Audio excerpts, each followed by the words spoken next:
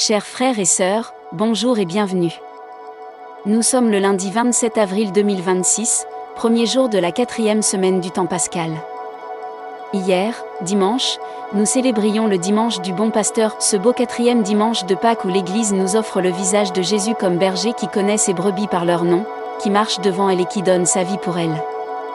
Aujourd'hui, nous entrons dans une semaine nouvelle, et la liturgie nous invite à poursuivre notre contemplation du Christ ressuscité, source et maître de notre vie. L'évangile que nous allons méditer ce matin est l'un des plus émouvants, l'un des plus intimes, l'un des plus dramatiques de tout l'évangile selon saint Jean. Nous arrivons au terme du grand chapitre 6, ce long et magnifique discours sur le pain de vie que nous avons suivi tout au long de la semaine passée. Jésus a tout dit. Il a tout révélé. Il a affirmé avec force et répétition qu'il était le pain descendu du ciel, que sa chair était la vraie nourriture, que son sang était la vraie boisson, que celui qui le mange a la vie éternelle. Et voilà ce qui se passe, une partie de ses disciples n'en peut plus. La parole est trop dure, trop dérangeante, trop incompréhensible. Et ils partent. Beaucoup d'entre eux tournent les talons et cessent de le suivre. C'est dans ce contexte de rupture, de crise, d'abandon, que Jésus se tourne vers les 12 et pose la question la plus poignante de tout l'évangile. Voulez-vous partir, vous aussi ? Et c'est Pierre qui répond. Pierre, avec ses mots simples, maladroits, magnifiques. Pierre, qui ne comprend pas tout, mais qui sait une chose, il n'y a nulle part ailleurs où aller. Préparons-nous à recevoir cette parole. Mettons-nous en présence du Seigneur ressuscité. Ouvrons nos cœurs. Silence. Lecture de l'Évangile, environ 2 minutes. Évangile de Jésus-Christ selon saint Jean, chapitre 6, versets 60 à 69. En ce temps-là, Jésus avait donné un enseignement dans la synagogue de Capharnaüm. Beaucoup de ses disciples, qui avaient entendu, déclarèrent « Cette parole est rude. Qui peut l'entendre ?» Jésus savait en lui-même que ses disciples récriminaient à son sujet. Il leur dit « Cela vous scandalise ? Et quand vous verrez le Fils de l'homme monter là où il était auparavant ? C'est l'Esprit qui fait vivre, la chair n'est capable de rien. Les paroles que je vous ai dites sont esprit et elles sont vie. Mais il y en a parmi vous qui ne croient pas. » Jésus savait en effet depuis le commencement quels étaient ceux qui ne croyaient pas, et qui était celui qui le livrerait. Il ajouta, « Voilà pourquoi je vous ai dit que personne ne peut venir à moi si cela ne lui est pas donné par le Père. » À partir de ce moment, beaucoup de ses disciples s'en retournèrent et cessèrent de l'accompagner. Alors Jésus dit aux 12, « Voulez-vous partir, vous aussi ?» Simon-Pierre lui répondit, « Seigneur, à qui irions-nous ? Tu as les paroles de la vie éternelle. Quant à nous, nous croyons, et nous savons que tu es le Saint de Dieu. » Acclamons la parole de Dieu. Méditation développée, environ 11 minutes. Première pensée, cette parole est rude. Qui peut l'entendre ? L'évangile commence par une réaction de rejet. Non pas de la foule curieuse qui cherchait les miracles. Non pas des pharisiens ou des scribes endurcis. Mais de ses propres disciples. De ceux qui le suivaient depuis un moment, qu'il avait choisi, qui avaient quitté leur vie ordinaire pour marcher avec lui. Et leur reproche est honnête, presque touchant dans sa franchise, cette parole est rude. Qui peut l'entendre ? En grec, le mot scléro, traduit par rude, signifie dur, difficile, mais aussi choquant, insupportable. La parole de Jésus sur l'Eucharistie les dépasse.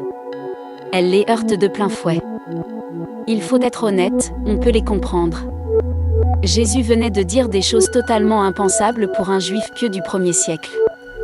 Manger la chair d'un homme ? Boire son sang ? Ces images étaient non seulement incompréhensibles, elles étaient scandaleuses. La loi de Moïse interdisait formellement de consommer du sang.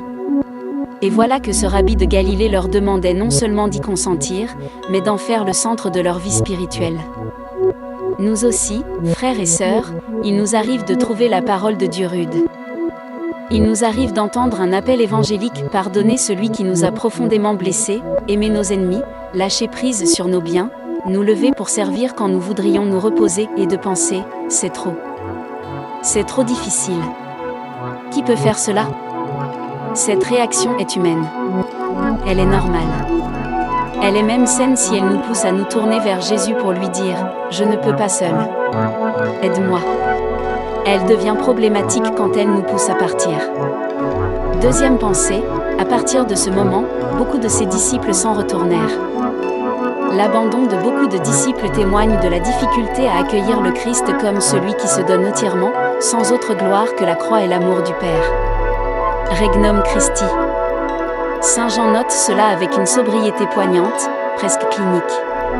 Il ne décrit pas leur départ avec colère ou amertume. Il constate, à partir de ce moment, beaucoup s'en allèrent. Et sous cette sobriété se cache une blessure profonde. Car Jésus aimait ces gens. Il les connaissait. Il avait marché avec eux, mangé avec eux, parlé avec eux. Et ils partent. Ce moment est l'un des rares moments dans les évangiles où l'on perçoit la vulnérabilité de Jésus. Lui qui est le Fils de Dieu, lui qui a vaincu la mort, il peut être quitté. Il peut être abandonné. Il ne retient personne de force. Il n'use pas de manipulation, de séduction, de menace. Il laisse partir. Cette liberté que Jésus respecte en ses disciples est elle-même une leçon de foi. Dieu ne nous force pas à l'aimer. Il ne nous contraint pas à le suivre. Il nous invite, il nous appelle, il nous attire, mais la décision finale appartient à chacun de nous, librement, dans le secret de notre cœur. Et cela donne à notre oui toute sa valeur. Quand nous choisissons de rester, de continuer à croire même quand c'est difficile, même quand la parole est rude, notre fidélité a un poids immense aux yeux de Dieu. Car elle est libre. Troisième pensée, voulez-vous partir, vous aussi ? Voici la question. La question de Jésus, posée aux 12 dans ce moment de solitude et d'épreuve. Et c'est peut-être la question la plus personnelle, la plus directe que Jésus pose dans tout l'Évangile. Voulez-vous partir, vous aussi ? Remarquons d'abord le mot « aussi ». Jésus ne nie pas ce qui vient de se passer. Il ne minimise pas les départs. Il dit « D'autres sont partis et vous, qu'est-ce que vous choisissez ?» C'est une question qui respecte pleinement la liberté de ses proches. Il ne dit pas « Vous n'allez quand même pas partir », comme si ce serait scandaleux. Il dit simplement « Et vous ?» Cette question, frères et sœurs, Jésus nous la pose à chacun de nous, aujourd'hui. Pas de façon culpabilisante. Pas avec reproche. Mais avec un amour infini et une totale liberté. Il nous la pose dans les moments où la vie chrétienne nous semble fade, répétitive, exigeante. Il nous la pose quand nous traversons une sécheresse spirituelle, quand la prière ne produit aucun goût, quand la messe nous semble ennuyeuse, quand les commandements nous paraissent lourds. Il nous la pose quand nos amis, notre famille, notre entourage, semblent très heureux sans Dieu, et que nous nous demandons pourquoi persévérer. Voulez-vous partir, vous aussi ? Prenez un instant, intérieurement, pour écouter cette question. Laissez-la résonner en vous. Et cherchez ce qui, dans votre cœur, vous pousse à rester. Quatrième pensée, Seigneur, à qui irions-nous ? La réponse de Pierre est l'une des plus belles de toute la Bible. Et elle commence par une question, ce qui est déjà extraordinaire. Pierre ne répond pas, bien sûr que non, Seigneur, nous ne partirons pas. Il ne fait pas de grande déclaration d'amour. Il pose une question qui est elle-même une confession de foi. À qui irions-nous ? Cette question dit tout. Elle dit que Pierre a cherché, qu'il a regardé autour de lui, qu'il a pesé les alternatives. Et il a constaté qu'il n'y en avait pas. Pas de vraie alternative. Pas de chemin qui mène aussi loin, aussi haut, aussi profond que Jésus. Où aller ? Vers les philosophes et les sages du monde antique ? Pierre n'était pas philosophe, mais même s'il l'avait été, il aurait su que les plus grandes sagesses humaines ne peuvent pas donner ce que Jésus donne. Elles peuvent consoler, elles peuvent éclairer, elles peuvent aider à vivre, mais elles ne peuvent pas promettre la résurrection. Elles ne peuvent pas dire « Je suis le chemin, la vérité et la vie ». Vers les richesses et les plaisirs du monde ? Pierre était pêcheur. Il connaissait la dureté du travail, la joie simple d'une pêche abondante, la chaleur d'un repas partagé.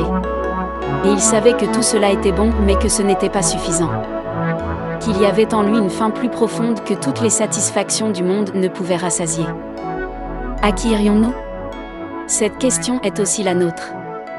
Chaque fois que nous sommes tentés de chercher ailleurs ce que seul le Christ peut donner, cette paix profonde, cette joie stable, ce sens absolu de notre vie, nous pouvons nous rappeler la sagesse de Pierre. Cinquième pensée, tu as les paroles de la vie éternelle. Pierre dit quelque chose d'étonnant. Il ne dit pas, tu fais des miracles. Il ne dit pas, tu es puissant. Il ne dit pas même, tu m'aimes. Il dit, tu as les paroles de la vie éternelle. Nous sommes à la fin de cette vidéo. Veuillez liker la vidéo et vous abonner si elle vous a touché.